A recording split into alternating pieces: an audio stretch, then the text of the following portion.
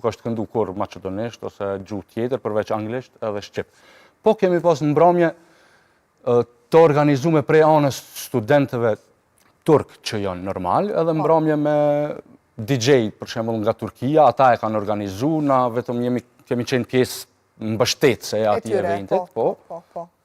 Edhe turqisht, mos rrej tash. Po mirë, sepse në fund të ditës jemi popull që jemi toleranti, pranojmë gjitha komunitetet edhe është mase normale që të ketë edhe organizime tjera. Po themi tash, supozoj një farë forme, ndoshta gjysma e Shkupit shqipfolës e din edhe turqishtën njëkohësisht. E din edhe turqishtën, e din edhe maqedonishtën. Po, ajo s'diskutohet. Maqedonishtën ma është në thojza pa tjetër, se është edhe prej në shkollë fillore. Pa tjetër. Po mirë shumë, tani kohëve të fundit ka ndryshuar gjithçka, sidomos po vrehet edhe në Prishtinë, jeta natës më nuk është si ka qenë përpara.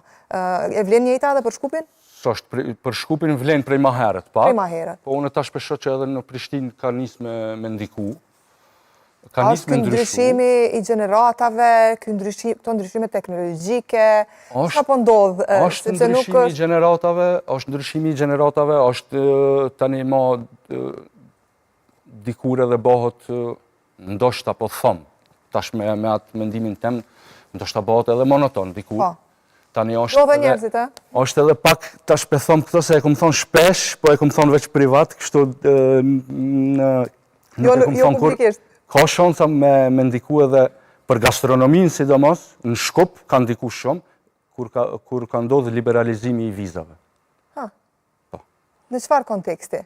Në kontekstin që njerëz që nuk i kanë kushtet shumë mirë, ose klasa mesatare, ata mo nuk dalin atë shpesh si kur që shka ndalë për para, kur kanë qenë vetëm në Maqedoni, ose vetëm në Kosovë. Kursejnë për të dalë jashtë? Kursejnë për të dalë jashtë, se ta shpedim ma që ka oferta plot, me qmimin që të kushton një natë me dalë në Prishtinë ose në Shkup, ti mund është me shku 3 ditë dikun me vizitu. Oferta të panumërta nga shumë agencione. Edhe ajo mund të me qenë një shkak. Po, mas shumë të është edhe ndrimi i gjeneratave. Unë e besoj që është ndrimi i gjeneratave, varësisht për gjeneratës, në shka janë ma in, shka është ma in. Po, në Kosovë hala është ajo, është ndryshe, se vi shpesh edhe sho që funksionon, prapë se prapë funksionon.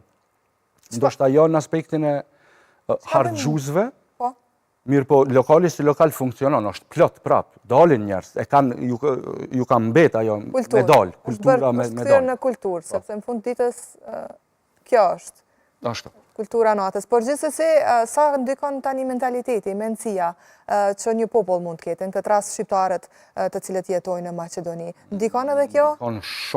Ndikon shumë, në aspektin e jetës natës, sidomos.